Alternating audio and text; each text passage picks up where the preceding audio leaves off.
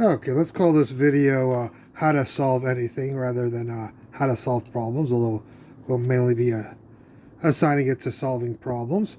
Let's get through it because we've got a lot to go over here. One is logic, of course, the king of problem solutions. Algorithmic exhaustion, self-symmetry analysis, theory. You can make up a theory.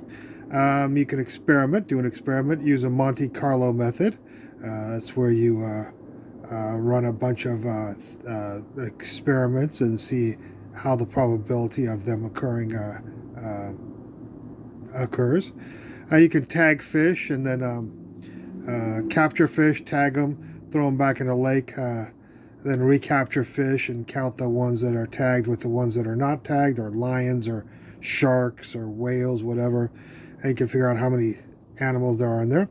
You can do bottom-up analysis. That's where you build stuff up to create things, or you can do top-down to break things down and see how they are built. There are conservation laws in all, not just physics, but chemistry, biology, sociology, and psychology. You can divide and conquer. When I teach somebody to do a physics problem, I try to tell them that one of the easiest ways to do a physics problem is to read, stop, write, or draw a picture. Not just read the entire paragraph and get all confused. Do things numerically. Realize that complexity is conjured by enough time, and then simplicity comes after a lot of time by the law of entropy. Resolution, you got to realize that realize the resolution of your measuring device, whether it's a telescope, your eyes, or your hearing, whatever. Make sure you know the resolution of it. Light is both a wave and a particle, and a particle or matter is both a wave and a particle, depending on what experiment you put it through. We mentioned entropy before. Entropy increases or costs energy. Everything consumes and expels at equal rates, or they increase or decrease. For every action, there is an equal and opposite reaction. I love this, of course, is one of Newton's laws, but it is very applicable to definitely sociology and psychology, as well as all the other sciences, chemistry and whatever. I realize that things are quantized, not just in quantum mechanics, but humans are quantized, and cats are quantized, and houses are quantized to some degree. There's one house or there's one human. So it's interesting to think that quantum mechanics was out there for a long time. Although it's a little bit different, there's still to realize that things are quantized is a neat thing. Gödel's theorem. He stated that something must be assumed in any closed system of knowledge.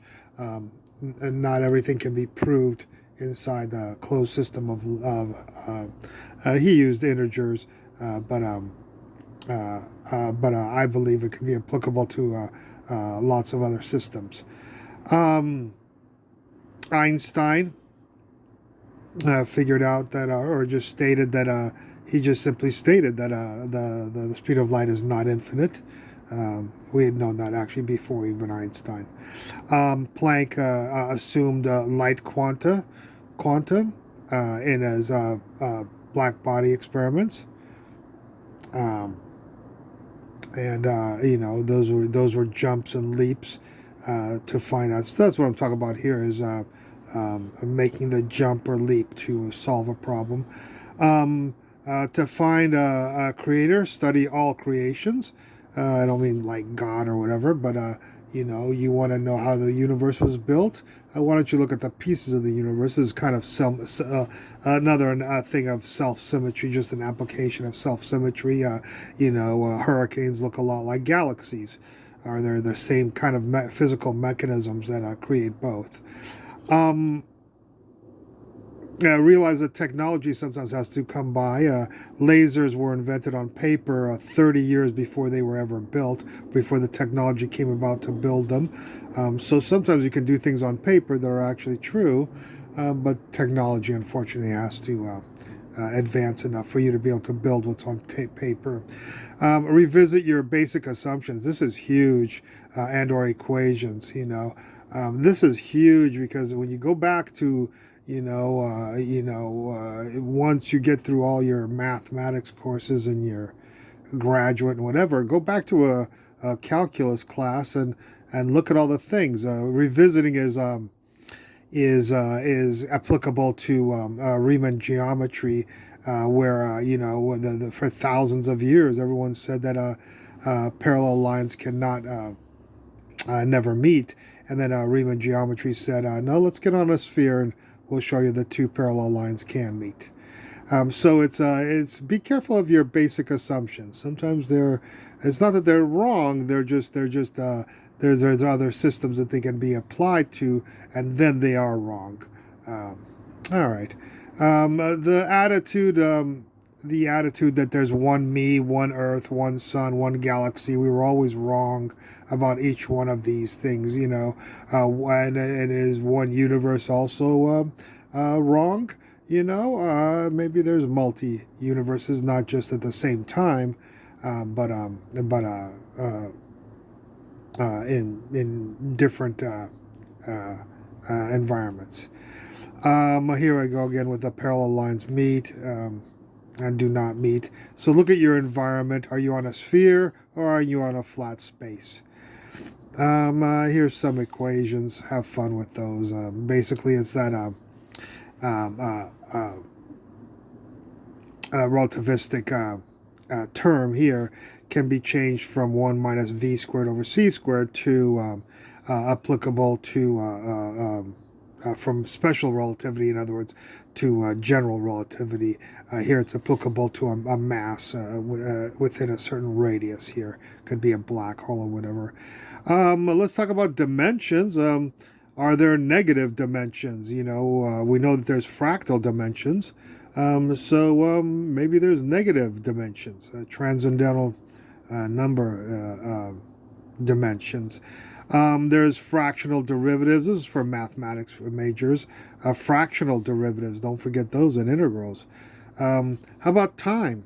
Some have proposed that don't think of time as one dimension, but how about a two-dimensional time, or three-dimensional, or fractional dimensional time? Fractal time, negative dimensional time.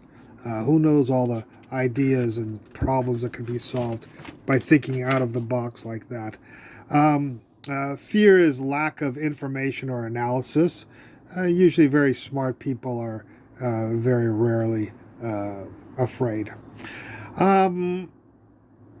Shortcut to thinking I got from the movie The Doors by Oliver Stone. I like that line. Shortcut to thinking. That's when people are very simplistic in their analysis. I think it was Einstein said, somebody said, make it simple, but not too simple. Just simple enough. Fear is ignorance. You can't create a particle without creating its antiparticle, the yin-yang. Bob Ross stated that, he's always painting dark and then bringing his light, and saying you can't see light without darkness. It's what someone knows about themselves or thinks about themselves that makes them afraid. That's from the movie High Plains Drifter. Is entropy logical?